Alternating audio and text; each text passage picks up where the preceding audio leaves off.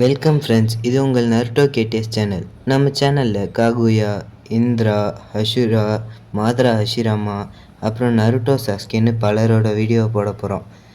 நம்ம சேனலில் சப்ஸ்கிரைப் பண்ணாதவங்க சப்ஸ்கிரைப் பண்ணிக்கோங்க. இன்றைக்கி நம்ம சேனலில் காகுயாவோட ஃபுல் லைஃப் ஸ்டோரியை தான் போட போகிறோம். வாங்க வீடியோக்குள்ளே போகலாம்.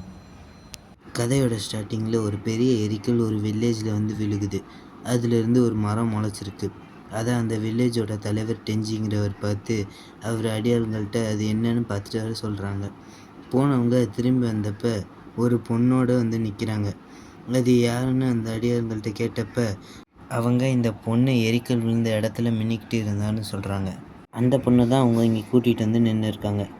டெஞ்சி அவளை யாருன்னு கேட்டப்ப அவள் வாயே திறக்காமல் இருந்தா. அப்போ ஒருத்தன் அவள் எதிரி நாட்டை சேர்ந்தவ, நம்ம நாட்டை உழவு பார்க்க வந்திருக்கான்னு சொல்லி அவளை அட்டாக் பண்ண வந்தப்ப திடீர்னு அவள் மின்னுறா. அப்போ அவளை அட்டாக் பண்ண வந்தவங்க மயங்கி விழுந்துடுறாங்க. அப்போ அவளை 2 பேர் மறுபடியும் அட்டாக் பண்ண வந்தப்ப அவள் என் பேர் காகுயான்னு டெஞ்சி கிட்ட சொல்கிறா. பார்த்தா அந்த 2 பேரும் மயங்கி விழுந்துடுறாங்க. அவள் நான் டிவைன் ட்ரீயை ப்ரொடெக்ட் பண்ண வந்திருக்கேங்கிறா.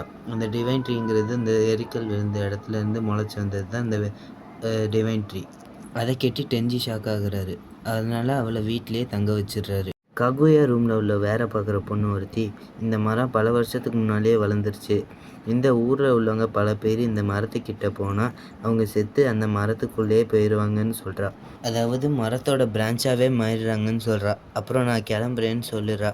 ககுயா தேங்க்ஸ்னு சொல்லி அவளை வழி அனுப்பி வைக்கிறா. டிவைன்ட்ரியை ப்ரொடெக்ட் பண்ணணும்னு அவளுக்குள்ளேயே சொல்லிக்கிறா. அப்போது டெஞ்சி பக்கத்து நாட்டு தலைவரோட ஒரு ரிவர் பிரச்சனையை பற்றி பேசிக்கிட்டு இருந்தார். அந்த பிரச்சனை பெரிய பிரச்சனை ஆகிட்டு இருந்துச்சு. அந்த ரிவர் டெஞ்சிக்கு வேணும்னு சொல்லி கேட்டுட்டு இருந்தார். பட் ஆனால் இந்த பக்கத்து நாட்டு தலைவர் வந்துட்டு அதை கொடுக்க முடியாதுன்னு சொல்லி அவர் மிரட்டிகிட்டு இருந்தார். அதை டெஞ்சி அவர் ஊர் விவசாயத்துக்காக அதை கேட்டுட்டு இருந்தார். டெஞ்சி அவர் வீட்டுக்கு வந்து காகுயா ரூமில் உள்ள வேலைக்கார பொண்ணுக்கிட்ட காகுயா பற்றி கேட்டார். அந்த பொண்ணு காகுயா வானத்தையே பார்த்துக்கிட்டு இருக்காங்க அப்படின்னு சொன்னான். அது மட்டும் இல்லாமல் காகுயா வெளி உலகத்துலேருந்து வந்தவன்னு சொல்லி மக்கள் எல்லாம் அவளை ட்ரீட் பண்ணுறாங்க. அதை நினச்சி அவள் ரொம்ப ஃபீல் பண்ணுறா அப்படின்னு அந்த வேலைக்கார பொண்ணு சொன்னான். அதை கேட்டு டெஞ்சி காகுயா கிட்ட பேச ஆரம்பித்தார். அவர் அந்த ரிவர் பிரச்சனையை பற்றி முழுசாக காகுயா கிட்ட சொன்னார். நான் வார் இல்லாமல் பீஸை கொண்டு வர ட்ரை பண்ணுறேன்னு சொல்லி டெஞ்சி அவர்கிட்ட பேசிகிட்டு இருந்தார். அந்த விஷயத்தெல்லாம் சொல்லி காகுயாவுக்கு ஆறுதல் சொல்லிகிட்டு இருந்தார். அடுத்த நாள் லேக் பிரச்சனையில் ஓடிட்டு இருந்த எதிர்த்த நாட்டுக்காரங்க டெஞ்சி நாடு அட்டாக் பண்ணிட்டாங்க. அந்த விஷயத்த டெஞ்சி கிட்ட வந்து சொன்னோன்னே டெஞ்சி டென்ஷன் ஆகிட்டார். டெஞ்சி நான் பீஸை கொண்டு வரணும்னு பார்த்தா இவங்க வாரை கொண்டு வரணும்னு நினச்சிட்டு இருக்காங்களே, நம்மளை வெறுப்பேற்றிட்டே இருக்காங்களேன்னு யோசிக்கிறாரு. அன்றைக்கி நைட்டு பார்த்தா அந்த எதிர்த்த நாட்டுக்காரங்க இந்த டெஞ்சியோட நாடை அட்டாக் பண்ணுறதுக்கு முழு படையோடு வந்துட்டாங்க. அந்த டெஞ்சியோட அடியாளுங்க டெஞ்சிக்கிட்ட போய் சொல்லலான்னு பார்த்தா அவர் காகுயா கூட பேசிகிட்டு இருப்பார்.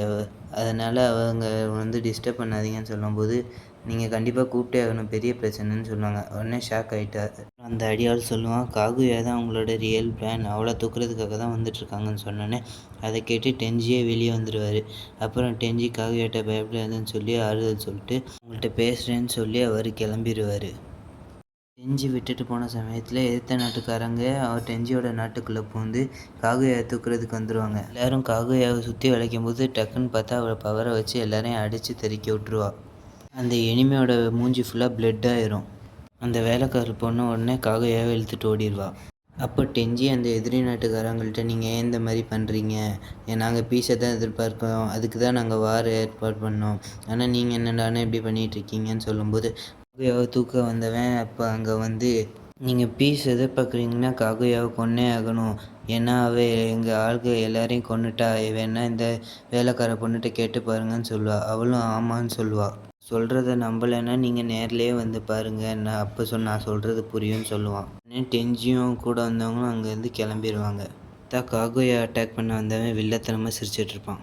அந்த இடத்த பார்த்தா ஃபுல் ரத்தமாக இருக்கும். அதை பார்த்து டெஞ்சியே ஷாக் ஆகிடுவார். காகுயா இப்படிப்பட்டவளன்னு நினச்சி அவரை பயப்படுவார். அவருக்குள்ளே காகுயாவை கொல்லலாமா வேணாமாங்கிற குழப்பம் ஓடிக்கிட்டே இருக்கும். காகுயாவும் அந்த வேலைக்கார பொண்ணும் பார்த்தா அந்த டிவைன்ட்ரி இருக்கிற இடத்துக்கு போயிட்டுருப்பாங்க. அங்கே பார்த்தா அந்த எதிரி நாட்டுக்காரங்க அம்பை விட்டு அவங்கள தாக்க ட்ரை பண்ணிகிட்ருப்பாங்க.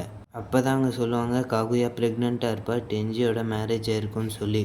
இதை கேட்டு அந்த ஷாக்கான பொண்ணு அவங்கக்கிட்ட போய் பேசி பார்க்குறேன்னு சொல்லிட்டு போவா. பார்த்தா அந்த பொண்ணையே அவங்க கொன்றுவாங்க. இதை பார்த்து காகுயா பயங்கரமாக ஷாக் ஆவா. அதனால காகுயா பயங்கர கோவமா இந்த டிவைன் ட்ரீ கிட்ட போயிட்டு டிவைன் ஃப்ரூட்டை சாப்பிட்டு பவர்ஃபுல்லாகி அவன் நெத்தியில் பார்த்தா நெற்றி கண் ஓப்பன் ஆகும். போய் பறந்து வானத்தில் காமிச்சோடனே அப்படியே ஒரு ரெட் கலர் மூன் மாதிரி ஃபார்ம் ஆகுது. அது பேர் தான் இன்ஃபினைட் சுக்கியோமி. இன்ஃபினைட் சுக்கியோமிங்கிறது அந்த ரெட் கலர் மூன்லேருந்து லைட் வந்து எல்லா மனிதர்களுக்குள்ளேயும் போய் அவங்க மனசுக்கு பிடிச்ச மாதிரி அவங்க மனசுக்குள்ளேயே வாழ வைக்கும். இந்த டைம் தான் டிவைன் ட்ரீ மனிதர்களெல்லாம் இழுத்து அவங்க பிரான்ச்சாகவே மாறிடுவாங்க. இதை தான் வேலைக்கார பொண்ணு முன்னாடியே காகுயாட்ட சொல்லியிருப்பா. இதுதான் இன்ஃபினைட் சுக்கியோமி. நான் இப்போ சொன்ன மாதிரியே அவங்க எல்லோரும் இன்ஃபினைட் சுக்கியோமியை மாட்டினோடனே அந்த டிவைன் ட்ரீ அவங்க எல்லாரையும் பிடிச்சி டெட் பாடி மாதிரி கட்டி போட்டுருச்சு. கடைசியில் பார்த்தா டெஞ்சியும் அதில் மாட்டி செத்துருவார். காகுயா அவங்க குழந்தைங்கள நினச்சி பார்ப்பாங்க.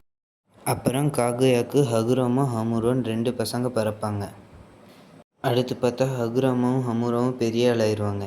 திடீர்னு பார்த்தா அங்கே ஒரு பொண்ணு வந்து 2 பேர்ட்டையும் கூப்பிட்டு பெரிய பிரச்சனை வாங்க அப்படின்னு சொல்லி 2 பேரையும் கூப்பிட்டு போகிறா. பார்த்தா அங்கே 2 பேர் சண்டை போட்டுட்ருக்காங்க. ஏன்னு கேட்டால் ஒருத்தனுக்கு தண்ணி அதிகமாக போயிருக்கு, இன்னொருத்தனுக்கு தண்ணி கம்மியாக இருந்திருக்குன்னு சொல்லி சண்டை போட்டிருக்காங்க. ஆனால் இந்த மாதிரிலாம் நடந்தது இல்லையே அப்படின்னு சொல்லி ஹகுராமாவும் ஹமுரோவும் யோசிச்சுட்டு இருக்கும்போது அவங்க மலை மேலேயே போய் ஏறி போய் பார்க்குறாங்க. பார்த்தா மலையிலேருந்தே கம்மியாக தான் வந்துட்டுருக்கு. இது யாரும் வேலை செஞ்சுருக்காங்களான்னு பார்க்க போயிருந்தபோது பார்த்தா அங்கே ஒரு பெரிய பாறை விழுந்து கிடக்கு தண்ணியில். அதனால தான் அங்கே தண்ணியே வராமல் இருந்திருக்கு. யார் இந்த பாறையை போட்டிருப்பாங்கன்னு யோசிச்சு பார்த்துட்டு இருக்கும்போது பின்னாடி பார்த்தா ஒரு தவளை வந்து நான் தான் போட்டேன்னு சொல்லும். இவங்க 2 பேருக்கும் பயங்கர ஷாக். எப்படி இந்த தவளை பேசுதுன்னு சொல்லி யோசிச்சு பார்த்துட்டு இருக்காங்க. அது மட்டும் இல்லாமல் இதை நான் தான் தள்ளினேன்னு சொன்னேன் இந்த தவளை சொன்னோன்னே அவங்களுக்கு பயங்கரமாக சிரிப்பு வந்துச்சு. திடீர்னு பார்த்தா அங்கே ஒரு கரடி வந்திருக்கும். அந்த தவளை என்ன பண்ணுன்னா வாயிலேருந்து தண்ணியை வர வச்சு அந்த கரடியை பறக்க விட்டுரும். உடனே இப்போயாவது நான் சொல்கிறத நம்புறீங்களான்னு கேட்டுரும். ஓகே நான் நம்புகிறேன்னு சொல்லிட்டு ஹகுராமாவும் ஹமுரோவும் சொல்லுவாங்க. அப்புறம் வாங்க நான் ஒரு இடத்துக்கு கூப்பிட்டு போகிறேன்னு சொன்னோடனே ஹகுராமா என்ன பண்ணுவான்னா அந்த ராக்கை உடச்சிட்டு அப்புறம் அந்த தவளை கூட சேர்ந்து 2 பேரும் போவாங்க. பார்த்தா அவங்கள டிவைன் ட்ரீயை காமிக்கிறதுக்காக கூப்பிட்டு வந்திருக்கோம். அப்போ அந்த தவளை என்ன கேட்கும்னா அந்த நீங்கள் டிவைன் ட்ரீ இருக்கிற இடத்துக்கு போயிருக்கீங்களா அப்படின்னு கேட்கும். அதுக்கு ஹகுராமாவும் ஹமுரோவும் எங்கள் அம்மா அங்கே போகக்கூடாதுன்னு சொல்லியிருக்காங்க, அதனால் நாங்கள் போக மாட்டோம் அப்படின்னு சொல்லுவோம். அந்த தவளை என்ன சொல்லணும்னா இந்த இடத்துக்கு நீங்கள் போனால் தான் பல ரகசியங்கள் உங்களுக்கு தெரியும். இந்த மரம் நம்ம லேண்டே நாஸ்தி பண்ணிகிட்ருக்கு. இதுவும் இந்த லேண்டில் உள்ள எல்லா பவரையும் உறிஞ்சிருது. 2 பேரும் அங்கே போய் பாருங்கள், அப்போ தான் உங்களுக்கு புரியும்னு சொல்லிட்டு அந்த தவளை தண்ணிக்குள்ளே குதிச்சு போயிடுது. அப்போ அவங்க 2 பேரும் வீட்டுக்கு போயிட்டுருக்க வழியில் பார்த்தா நிறைய பேர் கூட்டமாக போயிட்டுருப்பாங்க. என்னன்னு பார்த்தா அதில் ஹகுராமாவோட லவ்வரும் இருப்பாள். அவகிட்ட போய் கேட்டபோது நான் உங்கள் அம்மாவோட ரிச்சுவல்ஸ்க்கு போயிட்டுருக்கேன், அந்த மரத்துக்கு கீழே போகணும், என் ஞாபகத்தமாக செயினை வச்சுக்கோன்னு சொல்லிட்டு அவள் கொடுத்துட்டு போயிடுவாள். ஹகுராமாவும் ஹமுரோவும் வீட்டுக்கு வந்து காகுயாட்ட ஏம்மா இந்த ரிச்சுவல்ஸ்லாம் நடத்துறீங்க, இதனால் பல பேர் சாகுறாங்க, அதாவது சாகுறாங்களா என்னன்னு தெரியாது, ஆனால் அவங்களாம் திரும்பியே வரதில்லை அப்படின்னா அதுதான் அர்த்தம் அப்படின்னு சொல்லி பேசிகிட்டு இருப்பாங்க. இதெல்லாம் நீங்கள் நடத்தக்கூடாதுன்னு சொல்லிகிட்டு இருப்பாங்க. அதுக்கு காகுயா நான் கண்டிப்பாக நடத்தி தான் ஆவேன்னு சொல்லிட்டு போயிடுறா. உடனே ஹகுராமா கோவமாக பார்த்துட்ருக்கான்.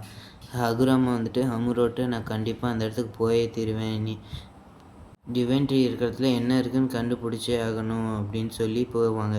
போய் பார்த்தா அப்படி நார்மலாக தான் இருக்கும். ஆனால் ஹகுராமா பியாக்குகானை வச்சு பார்த்தா இந்த மரத்துக்கு கீழே நிறையா டெட் பாடிஸாக இருக்கும். உடனே அந்த மரத்துக்கு கீழே போய் பார்ப்பாங்க. ஒரு டெட் பாடியை அறுத்து பார்த்தா அதில் ஹகுராமாவோட லவ்வர் இருப்பாள். இதை பார்த்து ஹகுராமா பயங்கரமாக அழுவார். அப்போ ஷரிங்கான் ஹகுராமாவுக்கு அவைக்கன் ஆயிருக்கும். அவங்க 2 பேரும் அந்த தவளையை மீட் பண்ணுறதுக்காக போவாங்க. அப்போ அந்த தவளை இப்போயாவது நான் சொல்கிறத நம்புறீங்களா, அங்கே என்ன இருக்குதுன்னு தெரிஞ்சிச்சான்னு அவங்கள்ட்ட கேட்கும். அப்போ அந்த தவளை என் பேர் காமமாரு, உனக்கு கொஞ்சம் ட்ரைனிங் கொடுக்கணும்னு சொல்லிட்டு அது வாழ்கிற இடத்துக்கு உங்களுக்கு கூப்பிட்டு போகுது. அப்போ அந்த தவளை அங்கே இறங்கி போய் ஒரு சிலையை ஈஸியாக தூக்கி காமிக்கும். பார்த்தா இது நேச்சர் சக்ரா, இதை வச்சு தான் நான் இந்த பெரிய சிலையை தூக்குறேன், இதை வச்சு தான் உங்களுக்கு ட்ரைனிங் கொடுக்க போகிறேன் அப்படின்னு சொல்லிட்டு பழைய விஷயங்கள் எல்லாம் அப்புறம் இவங்களுக்கு சொல்லுது. அப்புறம் தான் அந்த மரத்தோட சீக்ரெட்ஸ் கொஞ்சம் கொஞ்சமாக ஹகுராமாவுக்கும் ஹமுரோக்கும் புரியுது. அந்த டோட் என்ன சொல்லணுன்னா ஹகுராமா மட்டும் இங்கே இருக்கட்டும், ஹகுராமாவுக்கு மட்டும் ட்ரைனிங் கொடுக்குறேன், அப்புறம் உனக்கு ட்ரைனிங் கொடுக்குறேன் அப்படின்னு சொல்லிட்டு என்ன பண்ணணும்னா ஹமுரோ நீ அங்கே போயிரு, அங்கே இருந்துட்டு எல்லா நியூஸையும் தெரிஞ்சுட்டு ஹகுராமாட்ட வந்து சொல்லு அப்படின்னு சொல்லி ஹமுரோட்ட சொல்லும். அப்போ அப்புறம் கடைசியாக ஒரு விஷயம் சொல்லும், இந்த டிவைன் ட்ரீ நேச்சரோட எனர்ஜியை ஃபுல்லாக பறித்து ஒரு நாள் இல்லைன்னா ஒரு நாள் கண்டிப்பாக இந்த எர்த்தை கண்டிப்பாக அழிச்சிரும் அப்படின்னு சொல்லி ஹகுராமாட்டையும் அமுரோட்டையும் சொல்லும். அப்புறம் ஹகுராமா என்ன சொல்லுவார்னா, நீ சொன்ன நேச்சர் சக்கரா வச்சு நீ சொன்ன அந்த சேஜ் பவர்லாம் நான் கற்றுட்டு போய் எங்கள் அம்மா காகுயா கிட்ட போய் சண்டை போடுறேன் அப்படின்னு சொல்லுவான். அதுக்கு காமமாரு என்ன சொல்லணும்னா, நீ முதல்ல அசையாமல் உட்காந்து நேச்சர் சக்கராவை ஃபுல்லாக அப்சர்வ் பண்ணணும். அப்போ தான் உன்னால் இந்த சேஜ் ஆர்ட்டை கற்றுக்க முடியும்னு சொல்லி சொன்னோன்னே, ஓகே நான் கண்டிப்பாக கற்றுக்குறேன், எவ்வளோ ஹார்ட் ஒர்க் வேணாலும் போடுவேன்னு சொல்லி ஹகுராமா சொல்கிறாரு. அப்போ அங்கே காமமாரு சொன்ன ட்ரைனிங்கை அவர் ஹகுராமா ஸ்டார்ட் பண்ணிடுவார். அசையாமல் மலை உச்சியில் போய் நின்று சேஜ் சக்கராவெல்லாம் அப்சர்வ் பண்ணிகிட்ருப்பார். அப்போ அங்கே வந்து காகுயா ஹகுராமா எங்கன்னு ஹமுரோட்ட கேட்டபோது அவன் மழுப்ப ட்ரை பண்ணுவான். அதை வச்சு காகுயா ஹகுராமா டிவைன் ட்ரீ இருக்கிற இடத்துக்கு போயிருக்கான்னு சொல்லி கண்டுபிடிச்சி செம கோவமாயிருவா. அப்புறம் ஹகுராமா பார்த்தா ஃபுல் சேஜ் சக்கரம் கற்றுக்கிட்டு ஒரு பாறையவே மின்னல் சக்தியை வச்சு உடச்சிருவார். அப்போ அங்கே இன்னொரு டோடு வந்து ஹமுரா கிட்ட இருந்து ஒரு மெசேஜும் வரலன்னு சொல்லிட்டு இருக்கோம்.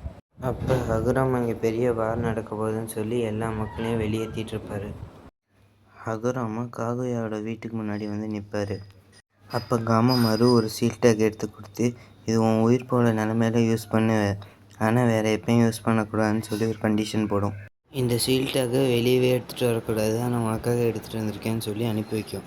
பார்த்து பத்திரமா போயிட்டு வான்னு சொல்லி காமமாரு அவனை அனுப்பி வைக்கும். வீட்டுக்குள்ளே போய் பார்த்தா காகுயா உட்காந்துட்ருப்பா.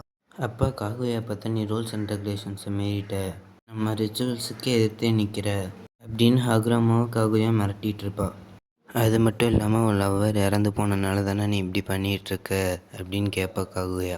அது மட்டும் காரணம் இல்லை, நீ ரிச்சுவல்ஸுங்கிற பேரில் எல்லாரையும் கொல்றது எனக்கு பிடிக்கல, நீ ஏன் இப்படி பண்ணிகிட்ருக்க அப்படின்னு சொல்லி ஹகுராமாவை காகுயா திட்டிகிட்டு இருப்பான். அப்போ காகுயா ஹகுராமாட்ட சொல்கிற விஷயம் என்னென்னா, நான் வார் கொண்டு வரணும்னு நினச்சேன், ஆனால் என் கூட இருந்த ஒரு பொண்ணை கொன்னுட்டாங்க, அதனால தான் நான் பீஸ் கொண்டு வரணும்னு சொல்லி ரிச்சுவல்ஸ் நான் பண்ணுறேன்னு சொல்லுவாள். அப்போ ஹகுராமா அதை நிப்பாட்டிருங்கன்னு சொன்னால் அதை நான் நிப்பாட்ட முடியாதுன்னு சொல்லி ஹகுராமாவை அட்டாக் பண்ணுறதுக்கு அமுரோவே அவள் கண்ட்ரோல் எடுத்து அட்டாக் பண்ண வச்சுருவா. அவங்களுக்குள்ளே பயங்கரமாக சண்டை போகும். அப்போ ஹகுராமா ஏற்றி அமுரோ பறந்து போய் கீழே விழுவான். அப்போ ஹகுராமா சேஜ் சக்கராவை இறக்கி அமுரோ கூட ஃபைட் பண்ணிகிட்ருப்பார். அப்போ என்ன ஆகும்னா, அப்போ கடைசியில் அமுரோ வந்துட்டு ஹகுராமா அந்த மின்னல் சக்தியை வச்சு நெஞ்சிலே இறக்கி கொன்றுவார்.